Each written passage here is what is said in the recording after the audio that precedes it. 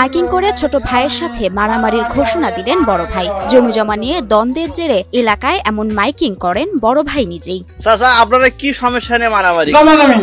কার সাথে? রিকশায় করে মাইকিং করা সেই ঘোষণা সামাজিক যোগাযোগ মাধ্যম ফেসবুকে ছড়িয়ে পড়লে নিমিষেই তা ভাইরাল হয়।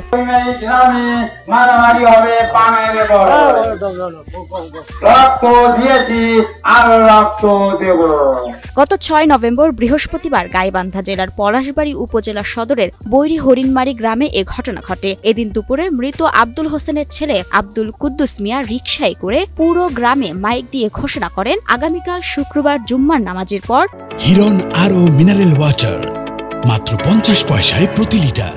তার আপন ছোট ভাই হাবিজার সঙ্গে তিনি মারামারি করবেন। আমাকে আগে মাথা ফাঁসে 3 জনার বৈরী হরিণমারি গ্রামের মৃত আব্দুল হোসেনের 2 ছেলে আব্দুল কুদ্দুস মিয়া ও হাবিজার। তাদের মধ্যে জমি জমা নিয়ে বিরোধ রয়েছে। স্থানীয়ভাবে একাধিকবার বিরোধ মীমাংসার চেষ্টা করা হলেও তা সম্ভব হয়নি।